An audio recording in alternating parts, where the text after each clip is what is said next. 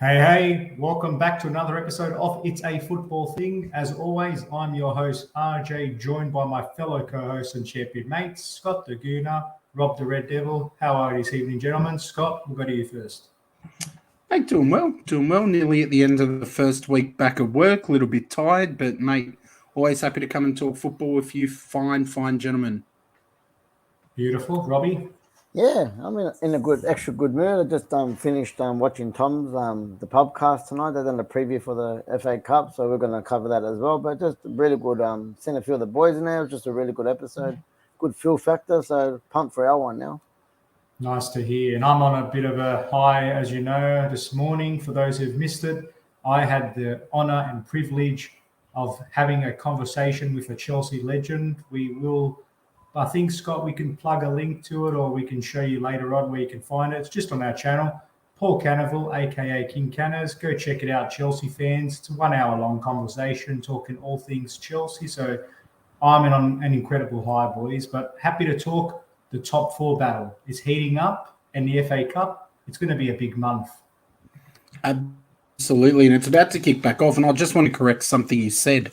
I know you said go and watch it, Chelsea fans, but I would say any fans of football, go and check it out because I haven't finished watching it all yet. I've watched half, but I can't wait to get back to it. I mean, he's just such an interesting and genuine bloke, and he overcomes some adversity. In football, we know that football's changed for the better, so definitely a really good conversation to go back, check out. And I thought you did a good job too, RJ, so big ups to you, man. Scott. And the one thing I would say, and as I said to Paul, just to echo your point, is I'm a big fan of Paul Cannaville, the Chelsea legend, but an even bigger fan of Paul Cannaville, the human, because of the work he's doing off the pitch, which is an even bigger legacy than what he left on it. So definitely recommend for all fans of football. Yeah, absolutely. All right. The main chunk of the show tonight, because we haven't had much football to talk about, gents, besides Big Ange's Celtic this morning. As Aussie football fan, what a win in the Old Firm derby, and that pushes them top. Mate. Killed it this morning. That should have been like 5 or 6, to be honest, man. They just peppered their Rangers goal. It was a very good performance. He deserves all the praise he can get. Yeah. Hey, boys. 100%. We've got some Aussie managers doing good things at the moment. I mean, even in the women's comp, we've got Stajic with the Philippines. I think they made it through to their furthest ever point in the Asian Women's Cup. So good on them as well. We've got some quality coaches. We're just hoping that transfers over to the pitch and the men's team because they're not doing too much at the moment. And we saw the Matildas crash out. But I digress. The top four. The newest trophy, huge trophy, financial rewards, reputation rewards, makes you more lucrative to potential players. It is one that you want. It was only not fashionable when we did it for 20-something years straight, but hey, look how football has changed. Before we start talking top four, boys, I want to say good evening to Tom. Tom's saying good evening. He's not really interested in Chelsea, but he's going to check that chat out. Tom knows good football content when he sees it because he puts a lot of it out. We got Daniel. He's at the gym, mate. Nothing better to help you pump weights than listening to us three. We'll start humming the Rocky tune at the end of the ep. And we've got Shana excited but a little bit nervous ahead of Everton. Well, we'll chat a little bit about the FA Cup too, Shana. So let's start with the table, boys, because I think that's the point where we need to begin this conversation. I think we can all agree that City and Liverpool are locked into this top four. Are we all in agreement? Yeah, absolutely. I think so. Yeah. I think from this point, and I know they're only 1 point ahead of Chelsea, but they are 2 fixtures behind. So I think it's pretty safe to say on what we've seen recently and on what the table shows that we are going to lock in City and Liverpool. Not sure what order, but we're locking them in. Tonight's conversation is really going to flow around Chelsea, United, West Ham, Arsenal, Spurs, and for all good measure, Wolves. Yep, I think they deserve to be in the conversation, definitely. Do you think, boys, before we get into them, looking at these teams that are just a little bit underneath, have we missed someone? Is there somebody that we should be chucking into the mix tonight? No, I personally think, like I said, from Wolves up, I definitely think that everyone's in contention for that third and fourth. I think there's a bit of an opening gap for midfield there after Wolves. RJ, is it too late for Villa? We know they made excellent bits of recruitment. Stevie G seems to be in good form. Too little, too late for Villa for top four? Yeah, I don't think that's realistically the aim for them, to be honest. I think if they could push 5th, 6th, that's a very good, successful season. And also, the Foxes, as bad as they've been going, they're very much still in a race for that top 6. But top 4, I think, is just a bridge too far. Yeah. All right. What we are going to do is use some of these to guide our discussions. Let's go through it team by team. These are some of the big fixtures. These are not all the fixtures that these teams have, but what we've done is pinpoint and extract some of the bigger fixtures that they've got in the run home. The amazing thing about the league this season is that it might be decided by the little fixtures, but in the interest of putting it up here for a chat, I've chucked them on. Let's look at Spurs. Spurs still have some really big games. They've got City, Liverpool, and United away. And I haven't put Arsenal on there. Well, what an oversight by me. But they've got City, Liverpool, and United away. Do you think Spurs can take points from any of those fixtures, Robbie? I think they can definitely take from you guys. That's not having a dig. I think that's a possibility. I think they can take points from Leicester, and I can think they can take them from West Ham also. And of course, you have to say that you think they'd take points from the Arsenal first. Of course. What about United, Robbie? Can they take it from United?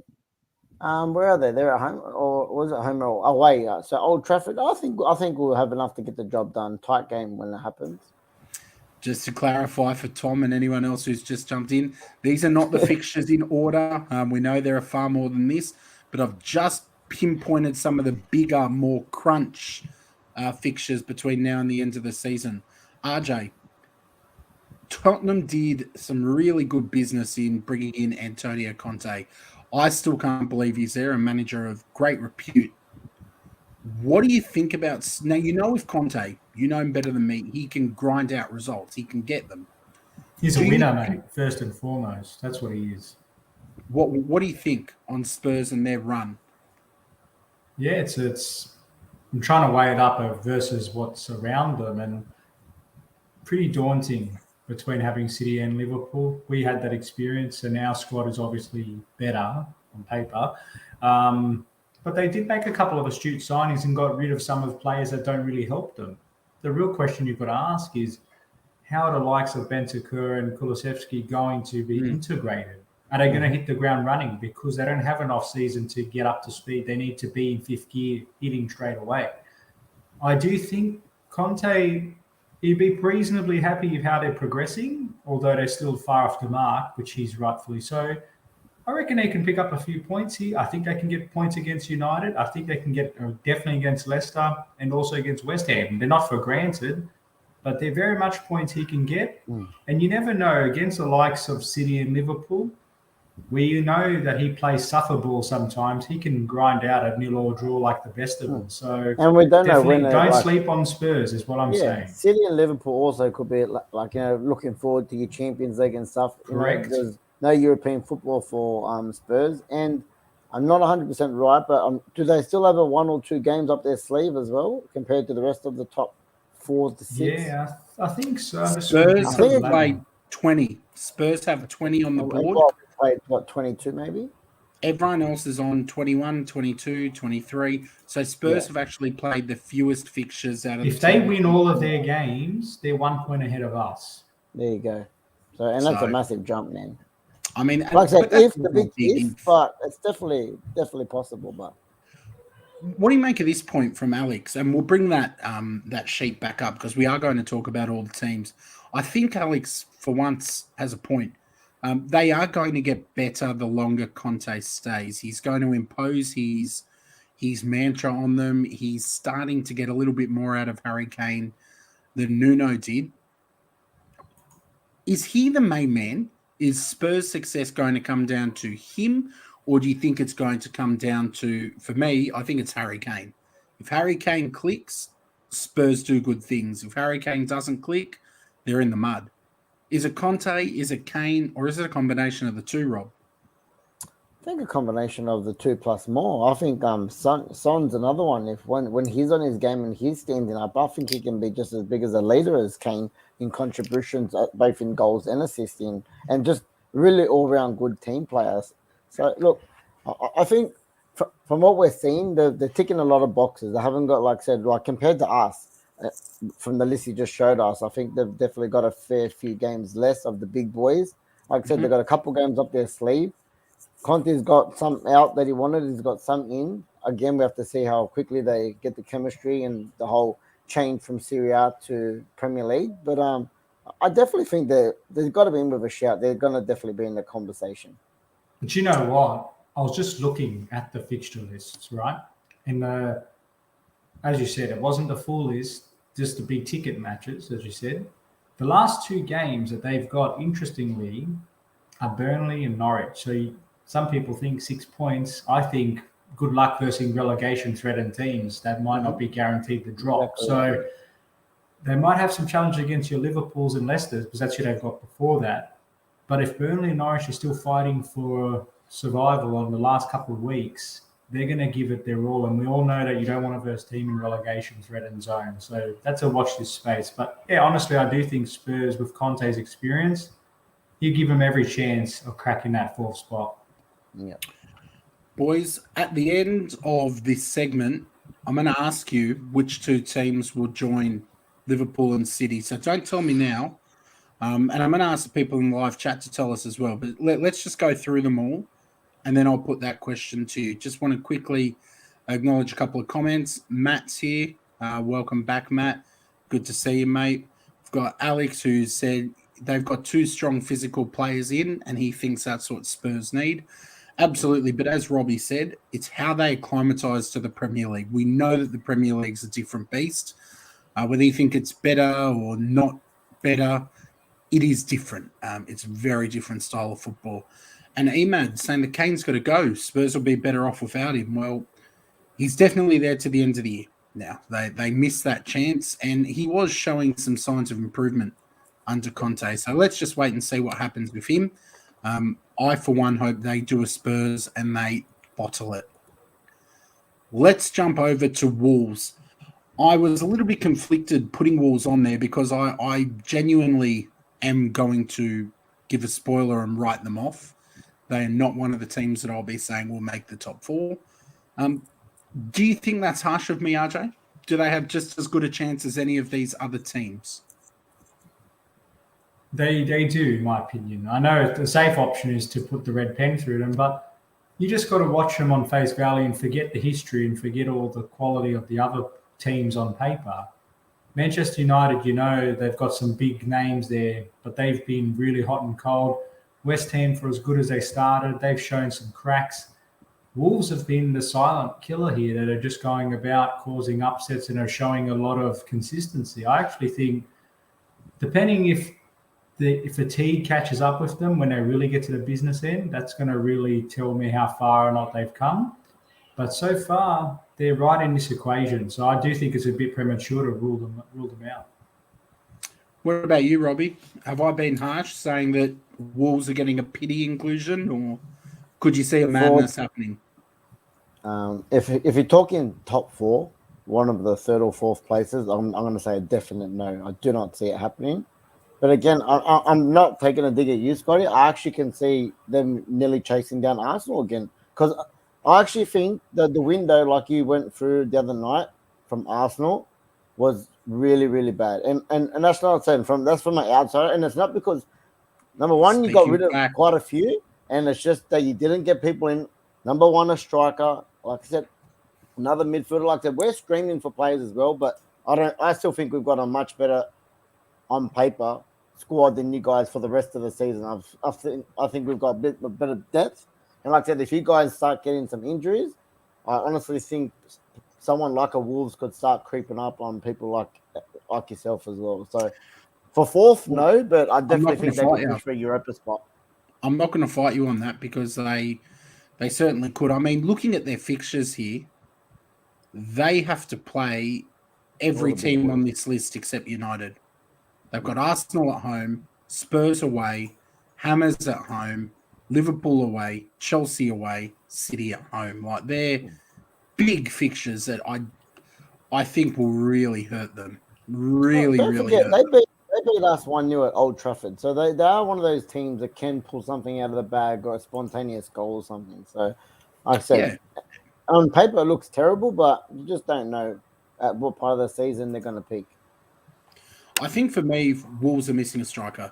I know Jimenez, to me, hasn't been the same since that injury, which is really sad because he was banging him in for fun before. But if I was a Wolves fan, I would have liked to see them bring in a striker. But most clubs are calling out for a striker, aren't they? We can't all get them. So, RJ, I think they got someone for RB Leipzig. I'm pretty sure they got this guy they brought in to offset the loss. I think he's what's his name? Wang Hee-Chan, I think his name is. He's come from RB Leipzig. So whether or not he's good enough to bridge the gap, but at least they've tried to at least get personnel in there. But yeah, it's a big task for them to sort of keep up with the Joneses, so to speak. But I just really like an underdog story, and I think that the way that they've been playing, they haven't been too overwhelmed by their more fancied opponents. Well said, boys. Well said. Let's move on from Wolves. Let's talk Arsenal. I think before we look at the fixtures, it's fair to say that there are some big weaknesses in Arsenal, and for me, our shot at making that top four is going to come down to two things: injuries and COVID. The Premier League have now put in rules that I think it's more than 4 COVID cases positive. Yeah, I've seen that. And they made some kind of rule. Yeah. I think it's how many Chelsea plus 1, I think is the rule. We are 2 or 3 injuries away from catastrophe. If we lose Lacazette between now and the season, we won't make the top 6. And this is me talking about a player that I think has scored 4 goals this season. But the alternative is significantly worse, Eddie Nketiah. He's not even A-League standard, in all seriousness. Now, if we lose Lacazette, Arsenal won't make the top 6. You can clip this, you can put it out. I'm so confident that if he goes, we're in trouble. We're also extremely light in the middle of the park. Granit Xhaka can't be relied on. Thomas Partey is up and down, a bit like a seesaw. And if we lose one of them to a red card or an injury, I don't even know who'd play. I'm convinced Jack Wilshere is signing a short-term deal with the club, and we'll see him after this training camp in Dubai. But, yeah, I'm not giving us much of a shot at 4 because I just think we're too bare. We let too much go, and we're going to burn out what we've got left. RJ, I can see you've got a nice little smirk on your face. Give me your thoughts on the Gunners. I'll put up the fixtures too. Yeah, I think, I know what you mean. They've lost a very important player, but let's face it, why have someone that's not going to turn up but is not going to help your squad because the coach doesn't fancy him? Doesn't fancy him, you had to get rid of him, and he did that. Lacazette, like I said, he gets injured, but personally, I think you're probably playing a Martinelli up front. You have both Odegaard and Smith Rowe on together, and I don't think it's as bad as what you're painting the picture to be. So not all doom and gloom there, but it's just I have my doubts about Arteta. Obviously, can he do it over the long term? He seems to have that whole authoritarian style management approach, and while there's pros and cons of that, I do wonder if that's going to cause a bit of friction with some of the other players in the team now. So I think that's a bit of a distraction. So I'm not going to give too much away, but it's a pretty tough fixture list, and they're not consistent at the moment. So not looking great for Arsenal. Robbie, what do you think? Do you think, let's just assume that Arsenal have a brilliant run with injuries. Our fixtures, I actually think we probably got the easiest on paper run in out of all these teams. Wolves away, United at home, that should be a banger. The Hammers away, we've got a decent record against West Ham. And then we've got the Chelsea and Liverpool matches that we're not sure when they'll be played. If they have a good run with injuries, can Arsenal have a run at top four? Again, I'm going to be honest. I don't think you'll get fourth. I think you guys will get fifth or sixth. And like I said, spoiler alert, it's going to be between us and you guys. I think it's going to be tossing up between those two positions of fifth and sixth.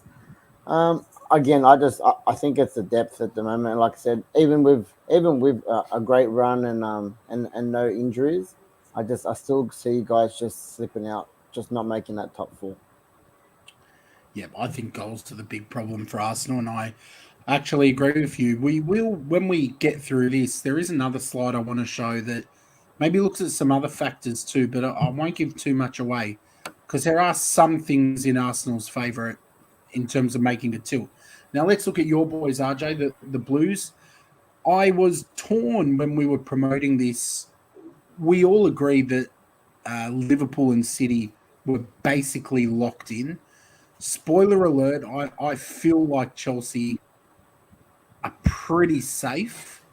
I feel like they're quite safe. But do you think we could have locked them in when you look at the table? I mean, 47 points from 24 played.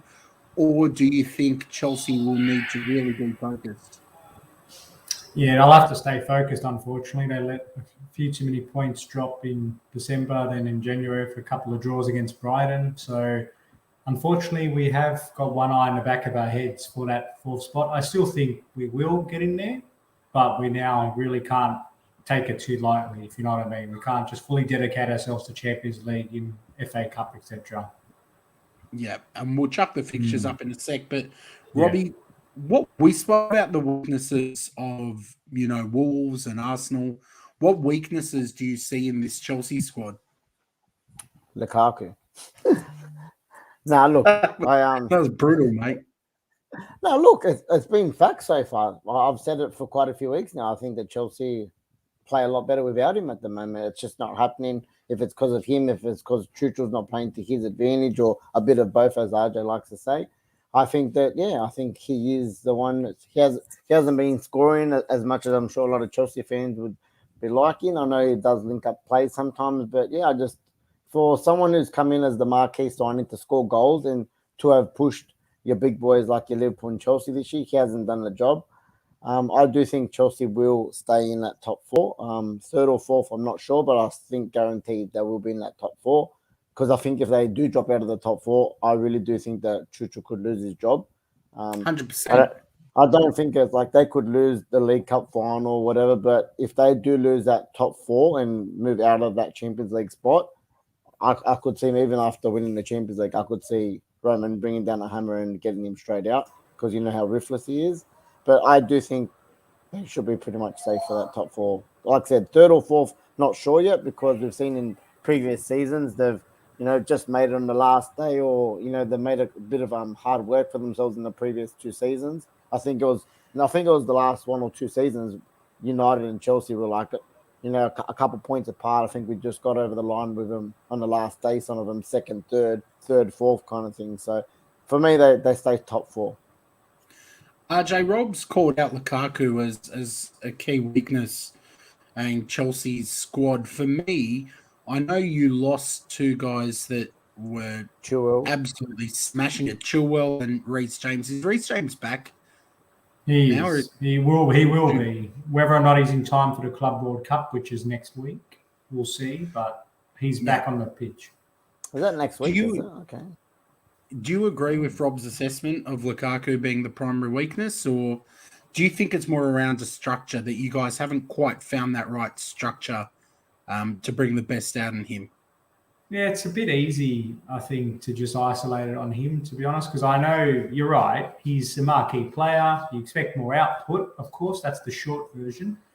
But when you break it down and you look at all the key stats, etc., the forwards themselves, it's just they haven't been doing too bad relative to other strikers. It's just the fact that when they get into that final position, they haven't been taking enough shots, or there has been a lot more rotation, and they just, as a collective, so not just him, they haven't found the right combination yet. And every time they get a bit of momentum, someone gets injured, someone gets COVID, someone goes out and says they wish they played for Inter Milan again, all of these things, right? But the problem for us is it's not just the forwards and the lack and the amount of variation, but also, like you said, Scott, Ben Chilwell, Reece James, the 3-4-2-1, the whole wing-back system is vital for us in terms of the way we approach attack and defence.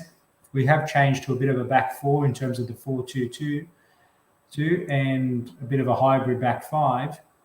But until we fully work out what's the best way forward, it's going to be a bit of a touch and go situation. Getting Reece coming back, Christensen's back as well defensively.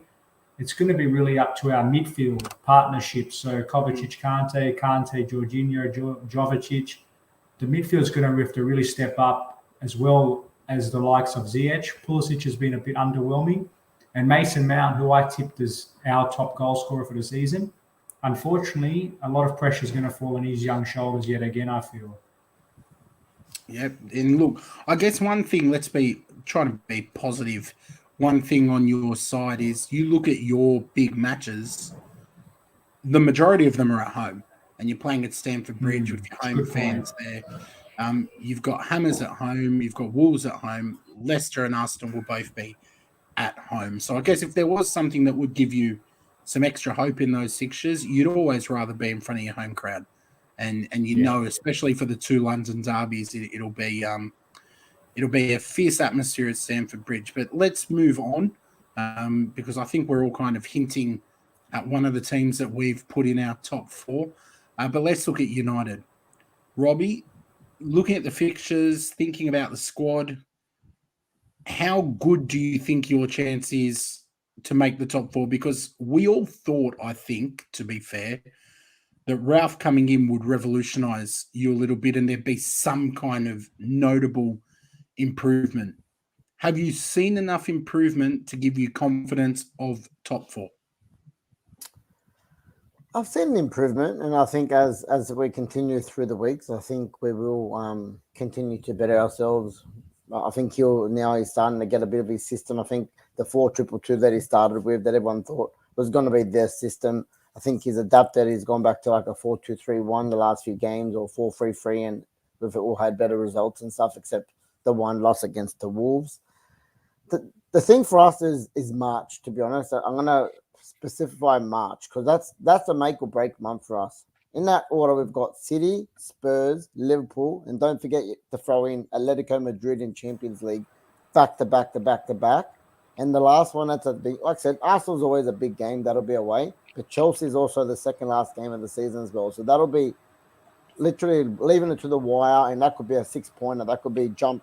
We're going to jump. One's not. That could be a draw. So the March for me, fixtures, is what's going to make or break us. I'm personally quite happy that we've finally got, after weeks and weeks and weeks, Pogba's returning. He should be back in for this FA Cup team this week to get his first run. If he's on his game, he can be a massive boost for us. And I don't know why, I've just got this funny feeling out of nowhere. There's nothing to back me up on this. I just have a funny feeling Jesse Lingard could be one of these players. I think you'll actually see game time off the bench. I could see him being electric, as he had a couple little cameos at the start of the season, i.e. when he got that winner against West Ham. He's one of those players. I think he loves the club. He's got 6 more months there before he can go out for free. I think if he does play, or when he does play and get minutes, I think he'll put his heart on the line. I think he'll do the best of his ability to try and make an impact off the bench.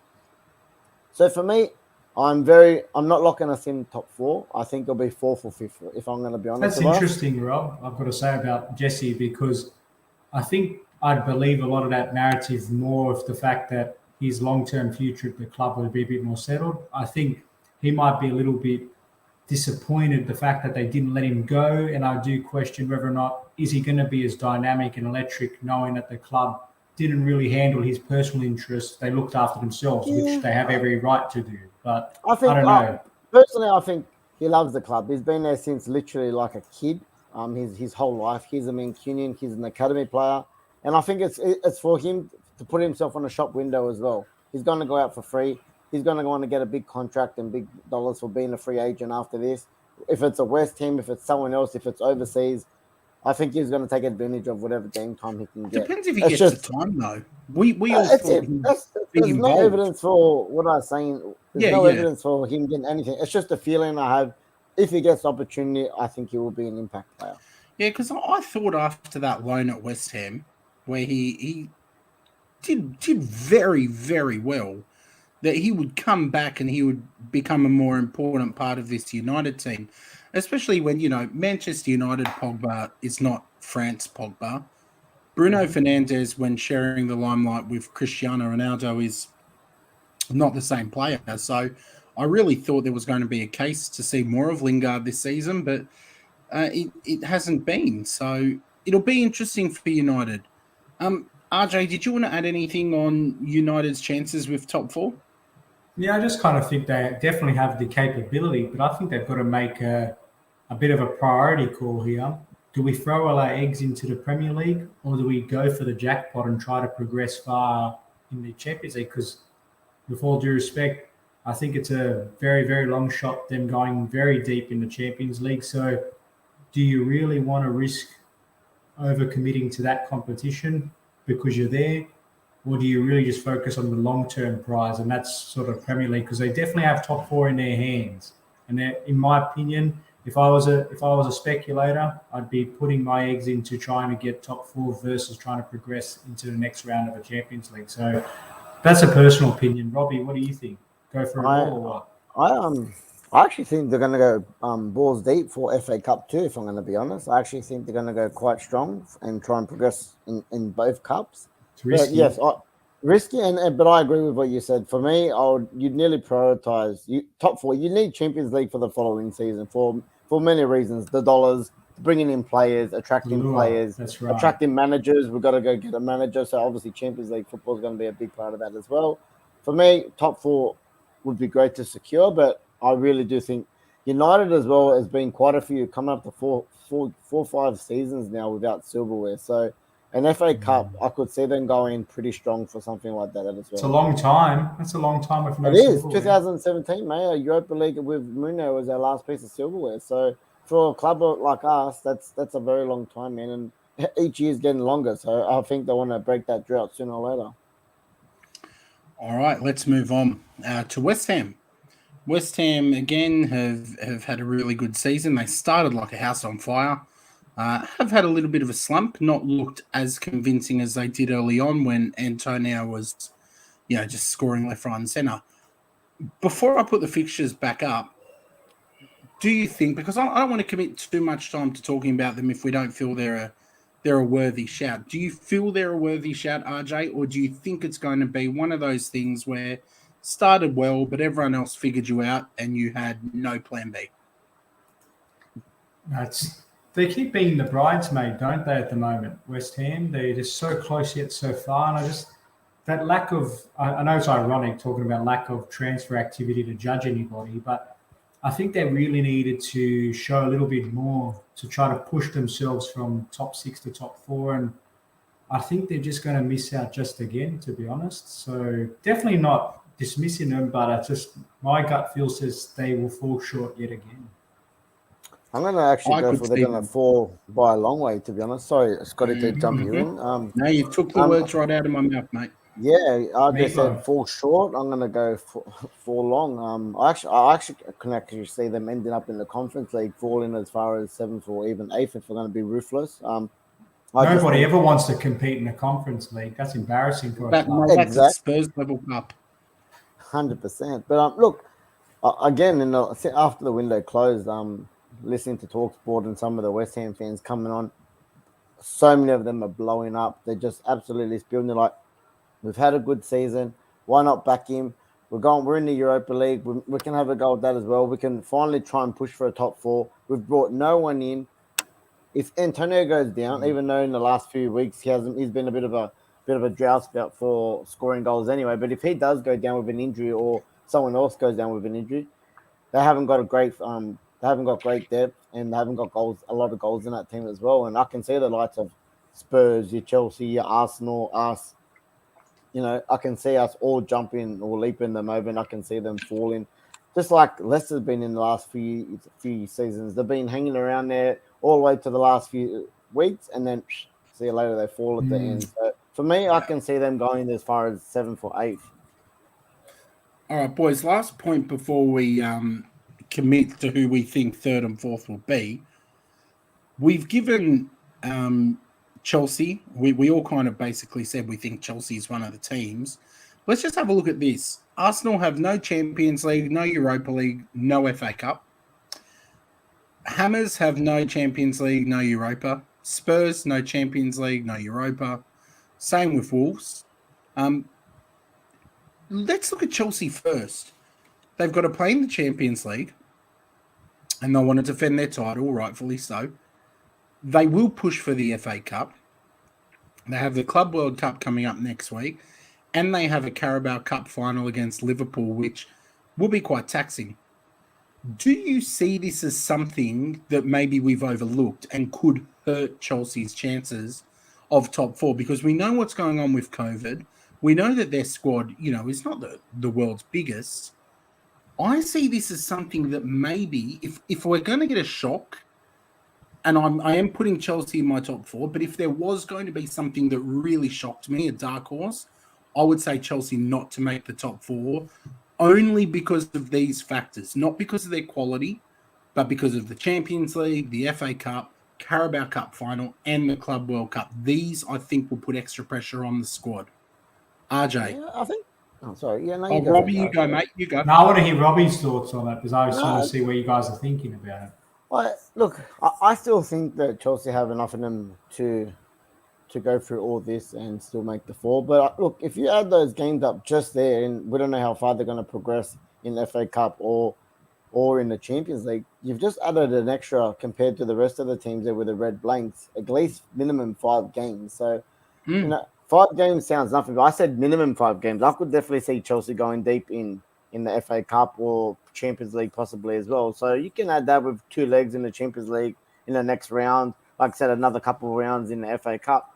There's a possible up to 7, 8 extra games compared to all those with red. Look, I didn't think of that, but at the end of the day, 7 games is a lot of. That's 7 more games worth of possible injuries, 7 more games worth of running in the legs and kilometers. Suspensions, COVID. Yeah, suspensions, yeah. I didn't think of it, but I do still think they won't drop out of that top 4. I don't see it happening, but it's a fair call the way you put it out like that. RJ, do you think these things could play a role? I mean, again, we all think Chelsea are going to be there, but are we wrong to overlook what potential risk there is with all these cups? Oh, I said that because of the drop points. Now we have to look back, and the only reason why we're looking back is because we're so busy looking forward in terms of all these other competitions. And in the words of a certain Irish UFC champion, he says, "We're not here to take part; we're here to take over. We go to competitions to try to win them. We're not a team that's happy to sort of get to semi-finals and whatnot. So we will invest ourselves for more trophies, knowing now that the very slim Premier League title hopes are out the window. So we've got to make up for success via these other competitions." So on the one hand, being optimistic, we have got a fairly healthy squad now that's enjoyed a little bit of rest because we had a very exhausting December, January period where we played a handful of games more than others, and that really took its toll on us. So fingers crossed we don't have the similar bad run of COVID injuries and concurrent injury and illnesses at the same time.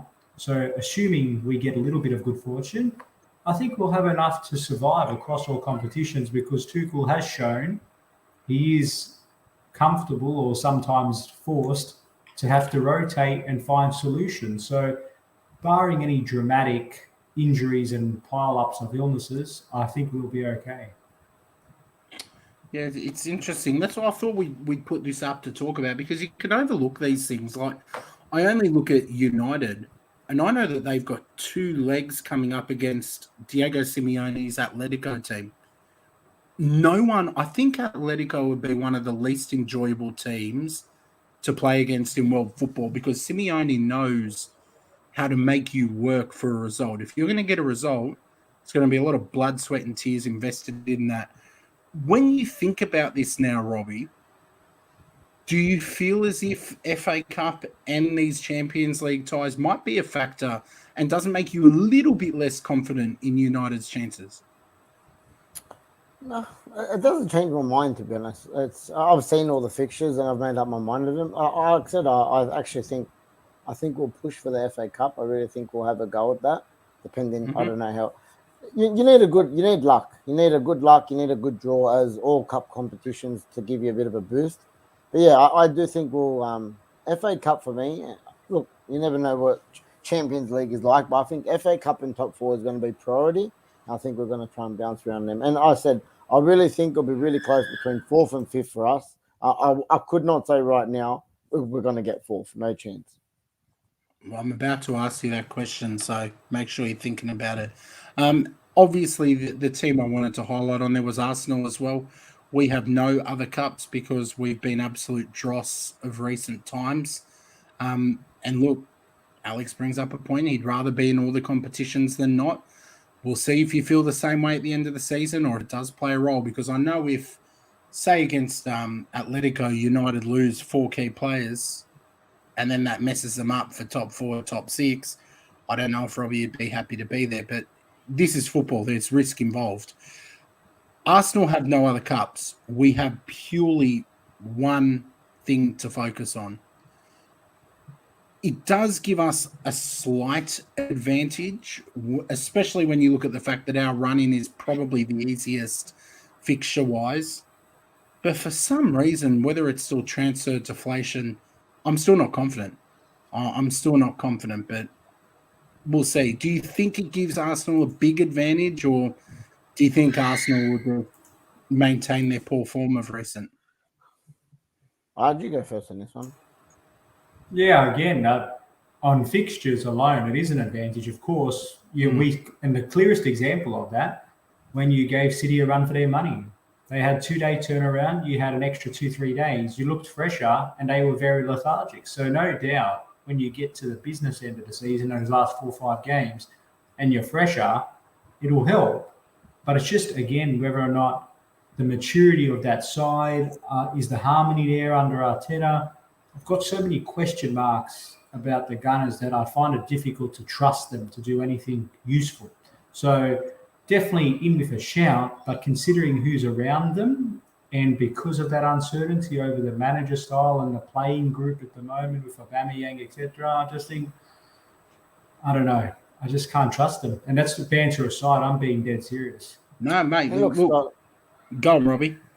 No, look, if we look from the season start to current as well, United, Chelsea, for instance, we've already played quite a few more games already than Arsenal, because you guys haven't been in Europe, for instance. How many games is that? Nearly, I don't know. We'll just say 6, 7 games, whatever it is, on top already. Thereabouts. And so if you add in, like I said, you can't. I understand your point, but you can't just say because you guys have got less games, it's an advantage. Because if you look from what it is already now, after 23 games, and you guys have already had maybe 7, 8 games less than us, we're still all around the same area or in front of users. So, like I said, if you look at it as a point like that, I don't think it makes that much of a difference. It definitely makes sense when you look at it as at the end of the season, it could come down to, like I said, players, fatigue and stuff like that. But at the moment, and then said with big squads as well, that's going to help. But at the moment, it hasn't made that much of a difference compared to what I thought it was at the start of the season with you guys having no European football. I think you're bang on, mate. At this point, Arsenal have failed to take advantage of the advantage that we have. I do think it is an advantage because the less games you play, the less risk of injury, the fresher you are, and you're coming against opponents who may be more tired. But it comes down to whether Arsenal actually make the most of that. And to date, we haven't done that. So I'm not going to chalk it up as a significant advantage, but it is one, big or small. All right, boys, let's do this before we jump to FA Cup. I'm going to ask you to tell me who you think is going to finish in 3rd place. RJ, I think we all know what you're going to say, but you go first. Chelsea, the 3rd spot. Rob? I don't want to, but yeah, I do think Chelsea will get it. I think they will. High five. Chelsea for me too, begrudgingly. Now, we're going to do the same thing, but I'm going to ask you to tell me who's going to finish in fourth. We've spent 45 minutes almost discussing the advantages, the disadvantages, the run home. The live chat's contributing too. I just want to look at theirs before we talk about fourth. Daniel, of course, saying Chelsea in third. Gunaretti, my man, is here. Chelsea in third. Al says Arsenal need to focus on Mad Monday. We're saying Arsenal will finish below Chelsea because we lack the bottle. We enjoy the roller coaster, but don't bother where we end up. Yeah, look, there's certainly some truth in there. I'm certainly not going to say Arsenal would finish above them. Fourth place. Robbie. I really am 50-50 with this one. I honestly don't know who to pick. My 50-50 is us and Spurs. I can't pick between them. Like I said, I'm taking your examples into thing. We're going to play a lot more games than them. They've got no Europe. They've got no this. They've got no that. I've said that they've got a couple games up their sleeve. And I said when Conte went to Spurs that I was scared that I was going to rue that at the end of the season. And I don't know. I could see him snatching fourth off us and us getting fifth because that March, it really scares me. If we can get through that March with, some good points in the bag, a good maybe, 6, 7, 9 points, I'd feel a lot more confident. If you're going to be asking me right now, gun to my head, I'm going to say Spurs 4. God, looks like that hurt you, Rob. It did. I'm very 50-50. Very 50-50 on it. And I'm just being real. Obviously, I want United to be top 4. We're not here to toot our own team's trumpets. We're here to be realistic and honest. And there's no point doing this if we're just going to say our own team for the sake of it. Yeah. I'll go next to give RJ a little bit of thinking time. You're going to say the same, aren't you? I'm going to say with absolute disgust, pain in my heart, I'm going to have to say Spurs. I honestly am, and I think, and I hate their guts. This is killing me, but it's the Conte factor. He is getting a little bit better out of them. They've got a decent run of fixtures. Them getting disqualified from the Conference League actually has helped them in the long run. If they were still in that competition, I wouldn't be saying this, but I think Antonio Conte is an elite level manager. They do have some elite level players. So I am going to say Spurs to finish fourth, as much as I hate it. RJ? It would be hilarious if I don't want to talk somehow. Give me 5 minutes. If they finished fourth, and say, I don't know, United or Chelsea finished third, but one of our teams then gone on and won the Champions League and they missed out on Champions League the next season, like they did in 2012. That'd be absolutely hilarious. But that would be great. I've got to agree with Dan Hill and I've got to agree with you boys. You talked about the advantage Arsenal gets. Conte has demonstrated the example of when you don't play Europe, that's what took us to the title when he was with us. We didn't have any European commitments and we absolutely thrived because he is someone that has a very strict and physical regime, and the fatigue factor would add up for them. So the fact that they're going to have that extra capacity, they're going to need all of it. And I do think that he's going to spur them on, pun intended, to fourth place. Yeah, I really do. Just quickly, I might just go to you, RJ, to address this because we spoke about. I think Wara came in just a little bit after the discussion. Why not West Ham to finish fourth? RJ, just quickly, let's see your reasons for that. And then I'm going to ask you boys to tell me fifth and sixth. Yeah, that's a good question. Of course, like we said, West Ham is a team that's been there, been close enough, but they keep failing at the final hurdle. And my reasons why I don't think that they're going to quite get there is just because I think that they really did need to strengthen in the window. I do think that they are a bit threadbare in terms of one or two key injuries to a Souček, a Declan Rice, a Bowen.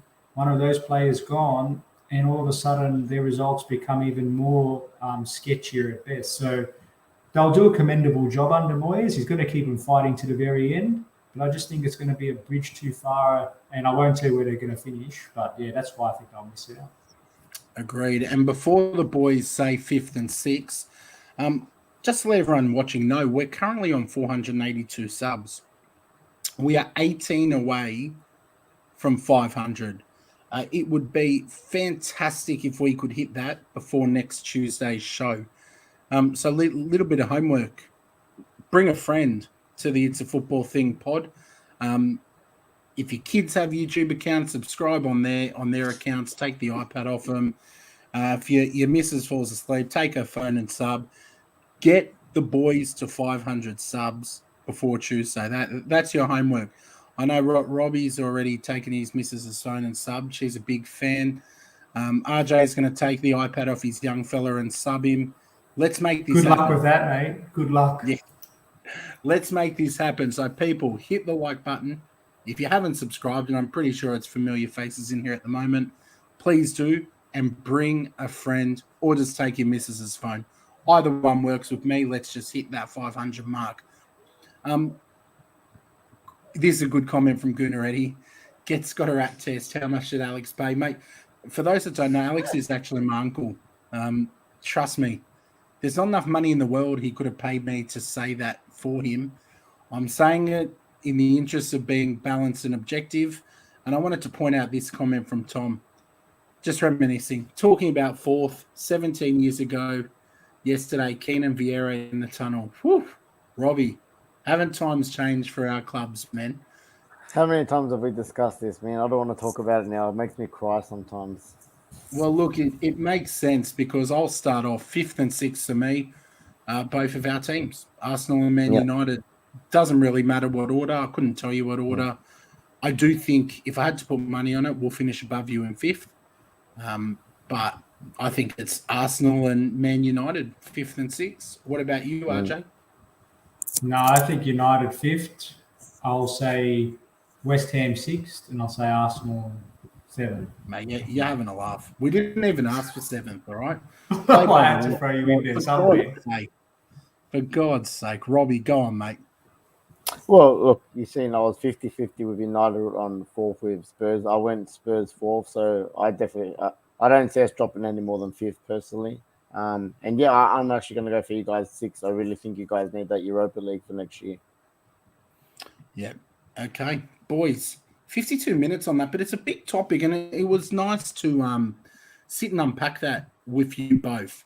We also know that FA Cup action is coming up, and we're not going to go and give in-depth previews. We're just quickly going to put it up, have a look at the bigger or our team's fixtures. Well, not mine. We're not in it. Jokes on Arsenal, right? But let's just quickly have a look. Do you see any potential chance of an upset for United, Robbie? You're playing Borough at home. Should be easy for you, no? No. Famous last words, I think we win this 3-0 or something. I'm quite confident on this one. I'm hoping for an upset. We've got Balogun on loan there. I would love to see him bang 6 in, but I think you'll beat him 4 or 5-0, to be honest. RJ? Yeah, no. For United, for sure. They've got to progress here. Like Robbie said, they've got to go far in this competition, I think. Yeah. And look, Chelsea should definitely be going through. West Ham should be going through. Palace I'm excited for our game, Rob. I'm excited to see a bit of rotation, hopefully get a couple more of our youngsters because, as we know, we've got Club World Cup, which is going to be taxing on us. So I'm looking forward to seeing a few new faces, hopefully, as well. I think this Everton... Sorry, Rob. I think Everton Brentford... took the words out of my mouth. I actually think that we're in sync. This is working tonight. Yeah. Maybe I need to stay down here. But Everton Brentford, what do you think, Rob? You go first, mate. Go on. Look, it screams exciting game to me. For the first thing, you have to look at Everton. Frank Lampard's first game, his new signings. He's going to want to make a bit of a statement. Mr. Frank Lampard to you plugs, mate. Come on, give him respect. Listen here, mate. Listen here. Have some respect. All right. Look, his first home game with his new signings in front of the Goodison faithful, he's going to want to put on a show. But as we all know, Brentford this year as well, they're in the FA Cup. A small club like that would love to go on a bit of a cup run as well. So I actually think it could be a really good game. Close. I think Everton will just get it over the line. It could even be an extra time of penalties, depending on if Brentford go all out for it. But I think that could be a really good game. I would love nothing more than to see Thomas Frank's Brentford put Frank Lampard in the mud on debut at home. And you know what? I'm going to tip it. I'm going to tip Brentford to eliminate Everton. I don't know how, penalties, extra time, but I'm tipping Frank Lampard to start where he ended, in the mud. Brentford to knock out Everton. You heard it here first. Thomas Frank to beat Frank. RJ, let's be frank, mate. Give me your views. Well, to be frank, one Frank is going to be very happy, and one Frank's not going to be very happy. Frankly, you're right.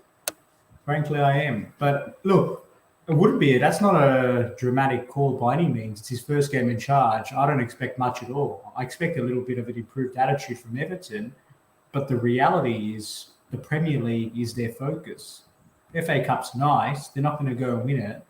What they need to do is get themselves out of that danger zone and start pushing towards the middle of the table where they belong. So, look, Brentford winning is by no means a stretch of the imagination. And I actually think they probably will get through after penalties. So, yeah, I'm not too surprised. And I don't think they'll be too disturbed if they do get knocked out, to be frank.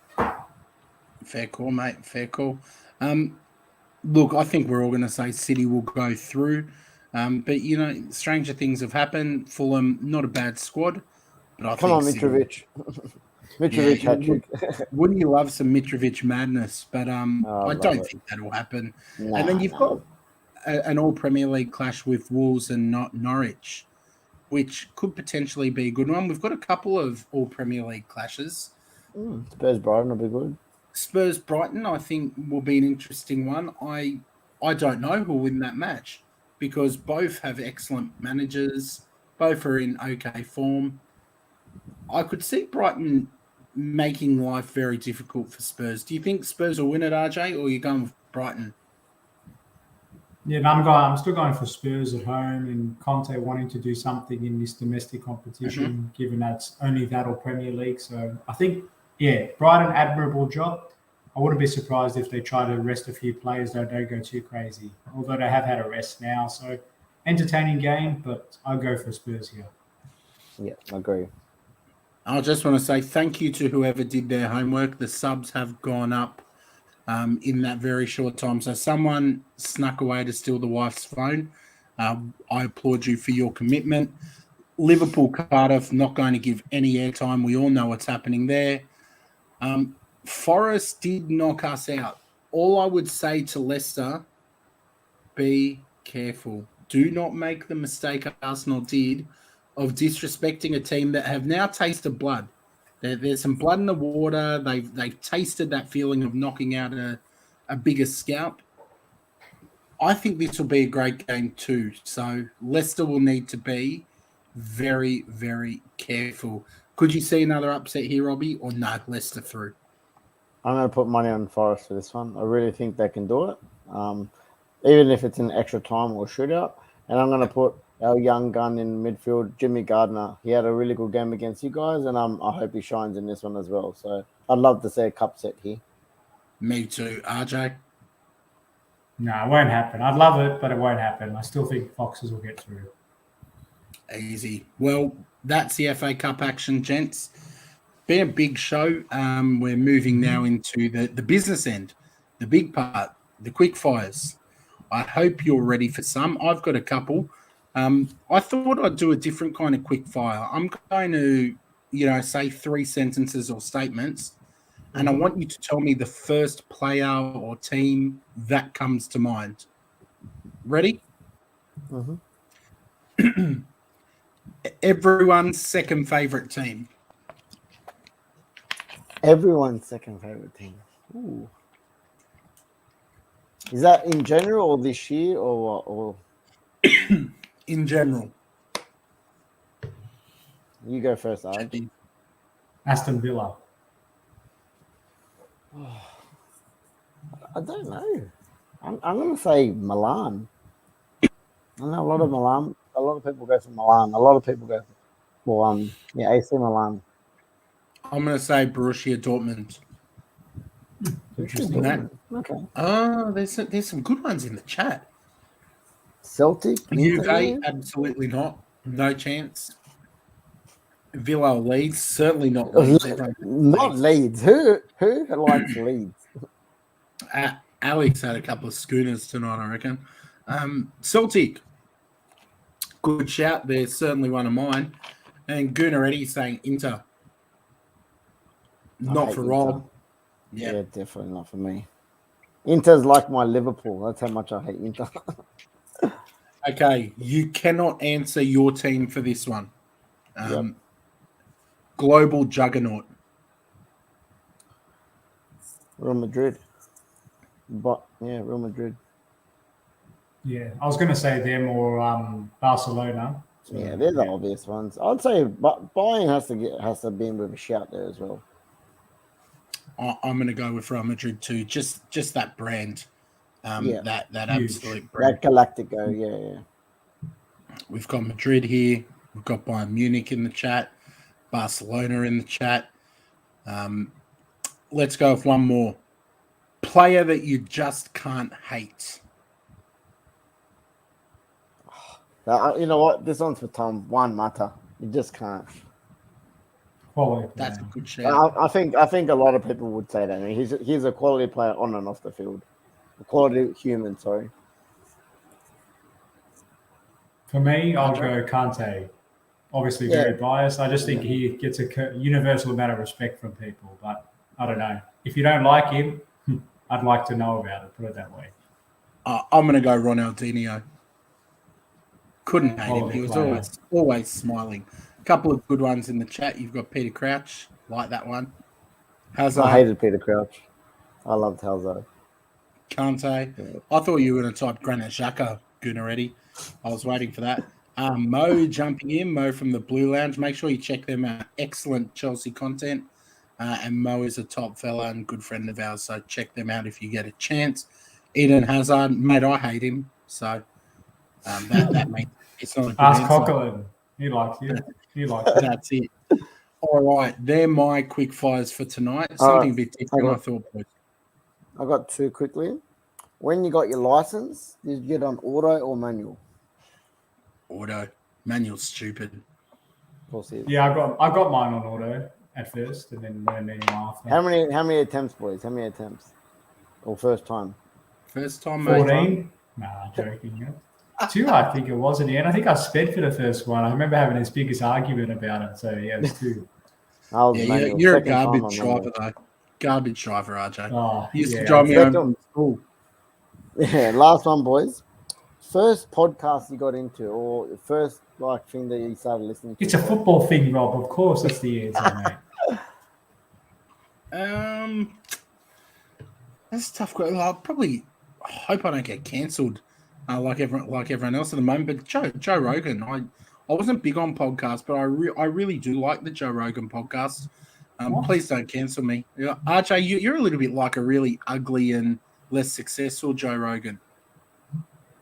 Yeah, I can't disagree with that. Although I did get to speak to Chelsea legend Paul Cannavale just to rub the salt in. But yes, exactly. Right answer, Alex. For me, first podcast, difficult one. I reckon I would probably be the Byline podcast. Big Chelsea, Alex Goldberg. Everyone in the Chelsea community knows him. Big raps on him. And yeah, them and London is Blue podcast. I think for me, started my first when I got into podcast and listening was IFTV. Obviously, which have absolutely blown up like crazy, man. Those guys have just gone from 0 to 100. But I remember when they first started, I reckon I've nearly been listening to them since the start, where they're literally just nobodies like us, and then now they're on TV and they're this and that, and they've got their own merch. They're crazy. But just obviously listen to the Italian or the Serie A side of the game, and and to be honest, they haven't even been around that long. I think it was just before we got knocked out of the last World Cup, not long before that. So around about 2017, 2016. Happy times. But they were my first. Nice. And for me, just the one. Before a big match, if you were playing football, playing any sport, what was one pump-up song to get you G'd up for the occasion? I never had a specific song. As long as it was a good bit of R&B or something like that, that was good for me. R&B to get you rolled up for a big game. Yeah, never no heavy metal. Rob, we're talking pumped up for a match of football, mate. Not for some romance. Nah, mate. It's just as long as it's good music, mate. It's all good. No rock and roll, none of that crap. I thought some happy hardcore or some crazy. Yeah, a bit of dance or something like a bit of hardcore dance. But yeah, R&B. As long as it's anything good, like any music that just gets me in the mood, mate. That's a terrible answer, and you saying happy hardcore is terrible too. I know back in our futsal days, because I'm too slow to play anywhere else, when I'd play at the back and just chop everyone, mate, Enter Sandman, Metallica, that was the last song I'd always listen to before I put up a futsal. Enter Sandman. What about you, Arj? You're going to think, I used to, it's same with like my gym playlist, it'd either be some like old school rap music, some Tupac, some Biggie, but even Remember the Name by Fort Minor. They always used to pump me up. Yeah, a couple good rap ones. I remember we used to, like I said, even me and my Lose Yourself, of course, by Eminem was very. Like I said, a couple like bit of 50, bit of Tupac or something. That was always good for a bit of rap. But yeah, I don't know, that was pretty easy, bro. Nice.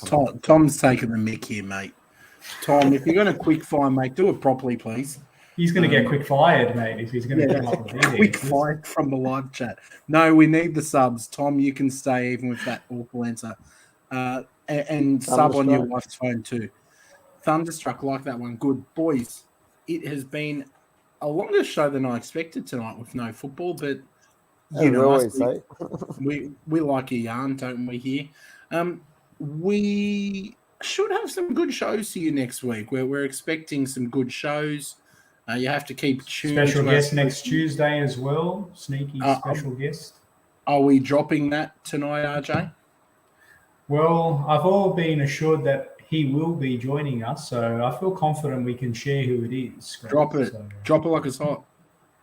Well, last week on Tuesday, we had Born Offside co-host Kat, as we know, passionate Reds fan. We've also got another co-host from Born Offside, Claudio Fabiano, aka Claude, another Chelsea brother from another mother. So look out for that because it's sure to be an awesome episode. And if you've been living under a rock, Claude's does so much work in the media with football. He's interviewed the likes of Arsene Wenger, Cesc Fabregas, just to name a couple. He's been there, done He's been Optus, being sports. He's killing it all now. He's been on the IFT pod. Yeah, absolutely. He's smashing it. So I can't wait to see him next Tuesday.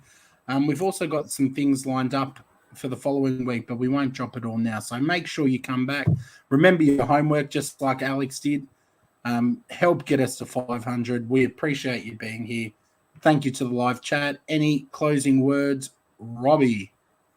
No, you wrapped that up good. I'll see you all in the next one. Take it easy. Enjoy some FA Cup magic over the weekend, except Gunners fans. Cool, man. Drop it like it's hot. Just want to say thanks again for those who have checked out my interview with Chelsea legend Paul Cannavale. I dropped it earlier this morning. Feel free to check it out. Leave a comment if you like it or don't like it. I don't care because I had the time of my life. So enjoy it and all the best. And you take care. Have a good one. Stay safe. See you on Tuesday, 8:30 p.m. Bye-bye.